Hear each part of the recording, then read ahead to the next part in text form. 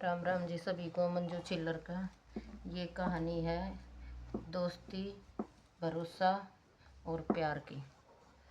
एक उत्तराखंड का गांव है गुड़िया। वहाँ पे एक वैद्यनाथ नाम का आदमी रहा करता। उसकी एक इकलौती बेटी थी। पति पत्नी और इकलौती बेटी रहते थे। और उसकी 10-12 एकड़ ज़मीन थी। वो अपनी खेती करता था। एक दोस्त था उसका, नीरज नाम का। वैद्यनाथ और नीरज की पक्की दोस्ती थी। साथ में बैठ कर काम करते थे, साथ में बैठ के कोई फंक्शन होता था, मतलब शराब वगैरह पीते थे। तो ऐसे ही एक दिन बैठे बैठे उसने बोला कि मेरी बेटी का जन्मदिन है, कल घर पे आ जाना। तो और घर पे आ गया। बोला ठीक है, इस बार फसल भी अच्छी हो रही है और बेटी का जन्मदिन भी है, दोनों मिलकर मनाते हैं। तो वो घर पे आ गया। घर पे आ गए तो उससे पहले मार्केट गए, वहाँ से केक लेकर आए, फिर थोड़ी और दारू ले आए। अपनी खेतों से आते हुए मार्केट चले गए, ले आए। घर पे आ गए, पी ली, बैठ गए। और 7:30 के करीबन टाइम हो गया तो केक काटने का टाइम हो गया। लड़की का जन्मदिन था, इकलौती लड़की थी। केक क्या काटा तो बेटी को फ़ोन याद आया। पापा से बोल रही थी कई महीने पहले से भी कि मुझे फ़ोन चाहिए। पापा ने बहका दिया था कि तेरे जन्मदिन पर दूंगा। जन्मदिन पर नहीं दे पाया। उस दिन भी उसने सोची कि बेटी भूल जाएगी। पत्नी बोली कि इसको फ़ोन नहीं देना, फिर ये पढ़ेगी नहीं। पढ़ाई में अब अच्छी है, सारे टीचर इसकी पढ़ाई करते हैं, और अगर फ़ोन दे दिया तो ये पढ़ेगी नहीं। उसके सभी टीचर बोलते थे कि नेहा जैसी बेटी हर घर में हो, बहुत अच्छा पढ़ती है, बहुत संस्कारी और अच्छी बच्ची है। तो इसलिए उसकी माँ सोचती थी कि इसको फ़ोन ना दिलाएं। हो गई बातें जैसे कि पी लिया हमने, और वो दारू भी पी ली, मतलब कि, और बैठ के बातें कर ली। वो बोला कि मैं बैठ के भाभी से बातें करना चाहूँगी। बैठ गया, वो बाहर बैठ गया, वो अंदर चला गया उसके कमरे में। जो उसका दोस्त था, उसको अपने दोस्त पर, अपनी पत्नी पर बहुत भरोसा था। ठीक है, तो बातें कर ली। वो बेटी सोई नहीं थी, बेटी भी जग रही थी। बोला तू ऐसे ऐसे बातें कर ली, जो भी उनकी मतलब बातें थी। ठीक है, तो भी बातें तो निकल गया। फिर बैठ के और ज़्यादा दारू पी ली। वहाँ से उसके पास बैठ गया, दोस्त के पास, वैद्यनाथ के पास। तो उसको और ज़्यादा दारू पिला दी। तो वो तो सो गया और वो चला गया उसको बोल के कि आज रात को मिलना है, होगी बातें। तो उसके बाद बेटी सोई नहीं थी। बेटी गुस्से में थी कि मुझे फ़ोन नहीं मिला। मम्मी पापा ने बोला था कि तेरे जन्मदिन पर दिलवा देंगे, नहीं मिला। तो वो गुस्से में थी, उसको नींद भी नहीं आ रही थी। तो वो सोई नहीं। माँ ने सोचा कि ये तो अभी सोई नहीं है। अब पति तो उसका जब भी सो गया था, उसको ज़्यादा पिला दी थी। वो कैसे भी कैसे करके देख रही कि लड़की सो जा तो मैं जाऊँ। तो वो लड़की के कमरे में गई, बोली कि तू सो क्यों नहीं रही बेटा, कल तुझे स्कूल भी जाना है। लड़की पढ़ाई में होशियार थी। वो सोची मुझे नींद नहीं आ रही थी, मैं पढ़ लूँ।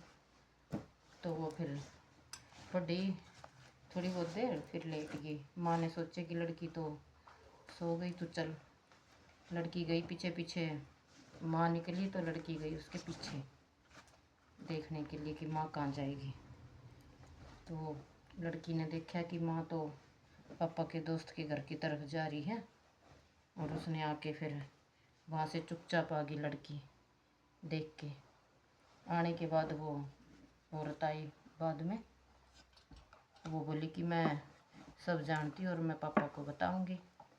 तो इस बीच उस लड़की की माँ ने बोला कि पापा को नहीं बताना, पापा को बताओगी तो वो मुझे छोड़ देंगे, यूँ कर देंगे, तो वो अकेली हो जाएगी, पापा बर्बाद हो जाएंगे।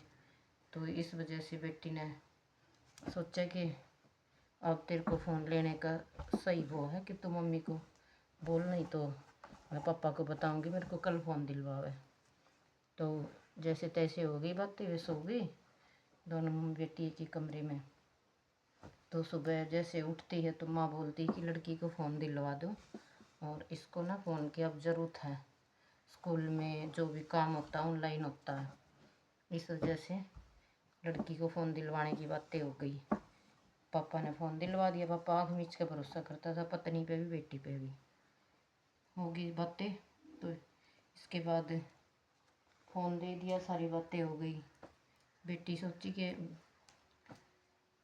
पापा तेरा जमींदार है और बेचारे का ऐसे ही गुजारा होता है।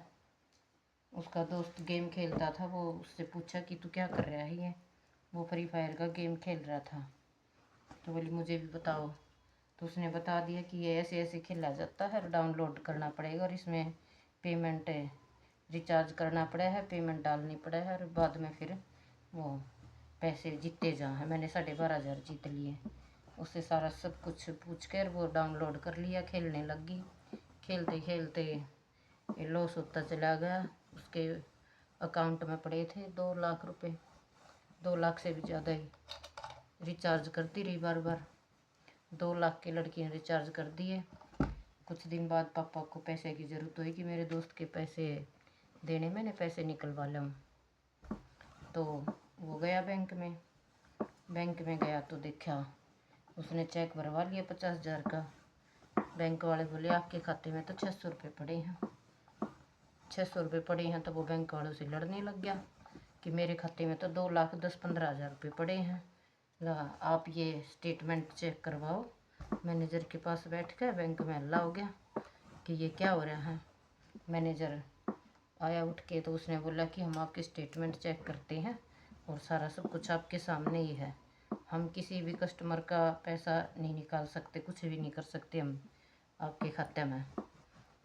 तो जो भी करो हो आप अपने लेन देन में वो देखो क्या करे, आपने यूपीआई चलाते हो क्या करते हो। तो बैंक मैनेजर ने खोला इनका अकाउंट, तो उसमें यूपीआई पेमेंट चल रही, कितनी बार रिचार्ज हो रहे हैं, बार बार रिचार्ज हो रहे हैं। तो उसने बताया उसको कि ये फ़ोन में है ना कोई गेम डाउनलोड कर रखा है, उसमें रिचार्ज हो रहे हैं, आपके जमा पूंजी वहीं गई है 2 लाख रुपए उसके। तो उसका तो गुस्सा 7वें आसमान पर हो गया कि मैंने बेटी पे इतना भरोसा करा, फ़ोन दिलवाया